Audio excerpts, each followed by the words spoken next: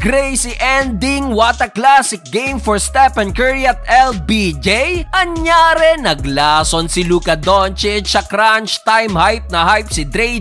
Pinagchacha ni Steph si Luka, hype na hype ang greatest shooter. So heto na ang much awaited matchup sa pagitan ng Lakers at Warriors. Luka versus Jimmy Butler, Stephen Curry versus LBJ. Simula pa lang mainit na agad, back-to-back 3-pointer ni Austin Reeves. Burado ng back-to-back 3-pointer ni Brandon Podziemski. Matapos yan, mainit din ang simula ni Rui Hachimura na agad nagtala ng 7 straight points. First field goal naman ni Stephen Curry galing sa kanyang layup at halfway mark. Kinabahan naman ang lahat ng may ininda si LBJ sa collision nila ni Jonathan Kuminga. Pero good thing naman at pinagpaglang yan ni King James. Well, bukod kay Podziemski off the bench, naging malaking factor din si Kuminga sa Warriors sa unang quarter with 6 points. Tahimik pa si Luka at LBJ, abante ng 4 ang visiting team, 26-22. Second quarter, speaking of LBJ, heto't finally naitala na rin ni LeBron ang kanyang unang field goal from the wing. Well, ganun din si Jimmy Butler, first 4 points dito rin nakuha sa second period. Under 6 minutes dahil sa tres na to ni Moody at end 1 layup ni Jonathan Kuminga, abay bigla nang namagang lamang ng Warriors sa double digit. To the rescue nga lang agad si LBJ sa kanyang second 3-pointer na nasundan pa ng transition layup ni Dorian Finney-Smith. Under 4 minutes, Stephen Curry and 1 circus shot. Hinagis na lang ni Steph, pumasok pa. Matapos siya, napa-take over pa si Brandon Podziemski na meron ng 19 points, shooting 7 of 10 sa field. Under a minute mark, naitala na rin ni Steph ang kanyang first 3-pointer na nag-angat pa sa 16-point lead ng Warriors. Wala ng isang minuto, nakaganti ng 8 tutura ng Lakers mula sa tres na to ni Vincent at layup ni Luka Doncic. Kaso Brandon Podziemski na naman nagpahabol ng buzzer beater 3-pointer, 60-47. Start of the third quarter, Hachimura na libre sa kanyang corner 3-pointer, kaso binura agad yan ang first 3-pointer at first points din ni Draymond Green. Matapos yan, dito na napa-take over si LBJ na kumana ng napakainit na 12 straight points. Attack mode si LeBron, na physical pa ng kanyang best friend na si Draymond Green. Under 6 minutes, nakalipad pa si LBJ sa kanyang cutting dunk mula sa pasa ni Luka Doncic. Pero Stephen Curry, grabe ang ginawa sa play na to, pinasayaw lang naman itong si Luka. Under 3 minutes, kumana pa ng corner 3-pointer si Steph. LBJ versus Stephen Curry ang laban dahil so far maalat pa rin si Luka, shooting 4 of 13 sa field. Frustrated din si Luka, hindi lang sa kanyang performance, pati na rin sa mga tawag ng referee. Natapos ang third period, double digit pa rin ang lamang ng Warriors, 88-77. Fourth and final quarter, AR ika-4 na 3-pointer, kaso may sagot pa rin ng Warriors. Bailout 3-pointer naman ni Jimmy Butler na nagpahype palalo kay Curry, napatayo sa bench. Literal na bawat basket ng Lakers sinasagot agad ng Warriors. Pero halfway mark, eto't napabuhat na naman si LBJ na so far meron ng 30 points, shooting 9 of 14 sa field. Napaka-efficient na LBJ, katulong si AR na meron na rin 22 points. Under 5 minutes, baba na lang sa 7 ang lamang ng Warriors. Under 2 minutes, Stephen Curry 3-pointer, binura ng 3-pointer din ni LBJ na may parehong 33 points na si LeBron at Curry. Umuulan ng 3 sa crunch time at wala ng 1 minuto pagkakataon ng Lakers, kaso Luka na naman naglason, natapikan ni Dre. Pero Austin Reeves kumana pa ng clutch 3-pointer, nakaagaw pa ng crucial sa LeBron. Yun nga lang, heto't another error na naman ni Luka. Sayang effort ni LBJ at AR sa huli, panalo pa rin ng Golden State Warriors.